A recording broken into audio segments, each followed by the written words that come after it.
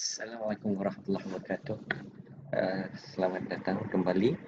Hari ini, kali ini kita akan berbincang berkenaan dengan perancangan pusaka, menyambung daripada apa yang telah saya ulaskan dalam dua siri sebelum ini.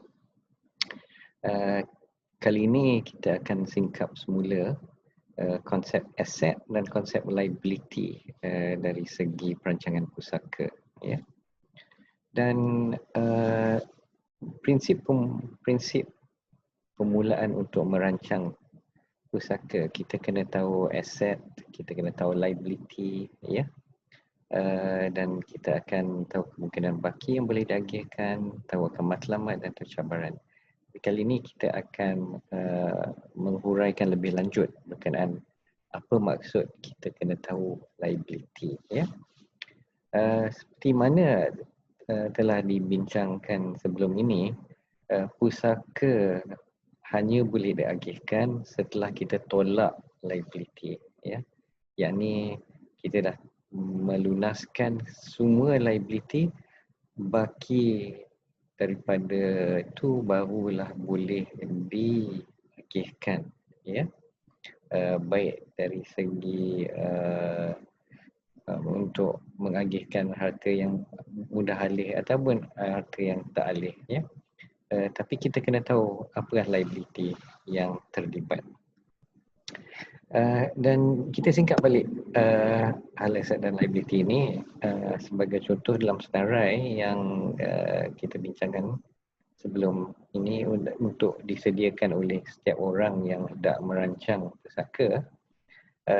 Sebagai contoh dalam senarai liability-nya, katakanlah dia ada hutang rumah, ya. Dan hutang rumah ni kita dalam senarai itu lengkapkan dengan bukti dengan bank mana, dengan cawangan mana dan perjanjian, ya. Dan dari senarai ini, ya, juga kita dapati berkenaan dengan jenis harta, ya. Sebagai contoh rumah banglo 2 tingkat, ya, lengkap dengan alamat dan juga bukti-bukti geran. Dan kalau kita letakkan sebelah menyebelah dan kita boleh lihat apakah aset, yakni rumah banglo 2 tingkat, dan kita boleh tahu juga apakah hutang pembiayaan yang ada dengan rumah tersebut, ya. Jadi dari segi aset, rumah, liability-nya mungkin hutang, kalau hutang tu belum dilunaskan lah, ya. Kita perlu ingat apabila kita membuatkan aset ni dan senarai aset dan senarai liability, ianya adalah senarai yang pada waktu yang kita buat. Jadi kita kena sentiasalah updatekan, ya. Saya syorkan sekurang-kurangnya setahun sekali lah kita updatekan, kita kemas kini senarai yang kita buat berkenaan dengan aset dan liability.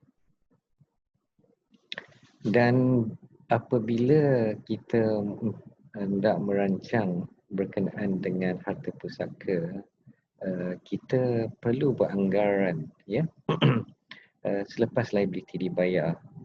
Sebagai contoh, kalau rumah tu nilai 1 juta dan liability atau tanggungan terhadap rumah tu 20,000, maka kita dapati selepas kita jelas hutang tersebut, kita dapat satu baki, ya. Yang ni 1 juta tolak 20,000, 980,000. Jadi aset dari segi nilai, ya, kita kena faham ini adalah hanya dari segi nilai. Aset tu mempunyai satu nilai dan kita tolak liability berkenaan dengan aset. Jadi bukan bermaksud liability ditolak hanya berkenaan dengan liability yang berkait dengan aset tersebut. Tak. Maksud saya, contoh yang saya bagi ini seolah-olah aset, segala aset yang ada satu rumah dan segala liability yang ada tu hutang rumah, ya. Kalau ada hutang lain-lain pun kita campurkan sekali sebagai satu jumlah liability dan kita tolak daripada jumlah nilai harta yang aset ya. So sebagai contoh, katalah aset rumah tu 1 juta dan dalam contoh ni hutang rumah 20,000, katalah ada hutang kawan 10,000. Jadi kita campur 20,000 campur 10,000 jadi 30,000. Jadi 1 juta tu kena tolak 30,000, kita dapat 970,000 ya. Dan ini kita kena faham ianya adalah berkenaan dengan mendapat satu nilai sama ada aset melebihi tanggungan ataupun tanggungan melebihi aset ya. Sebabnya penting tu dalam perancangan pusaka kita memahami kedudukan sama ada aset lebih ataupun liability lebih. Kenapa kita kena faham atau kita kena tahu? Sebab jikalau liability itu lebih daripada aset, kita kena buat sesuatu sebelum kita meninggal dunia ya. Jadi itu termasuk dalam perancangan harta pusaka juga ya. Jadi untuk mengetahui kedudukan aset dan liability ini adalah penting. Kalau memang tanggungan lebih daripada harta, tidak ada apa yang boleh diagihkan ya. Maksudnya semua harta itu akan digunakan untuk membayar tanggungan. Kalau tak cukup, jadi maksudnya seseorang itu akan meninggal dengan bebanan tanggungan yang tak ataupun hutang yang tak dibayar ya.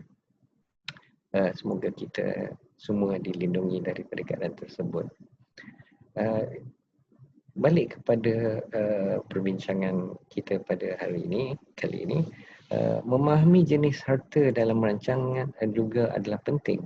Sebagai contoh, dalam contoh yang kita ada sekarang ni, kita ada rumah ya. Rumah tu memang ada nilai ya. Tetapi hutang walaupun nilainya rendah daripada harta, ianya bukan wang tunai ya.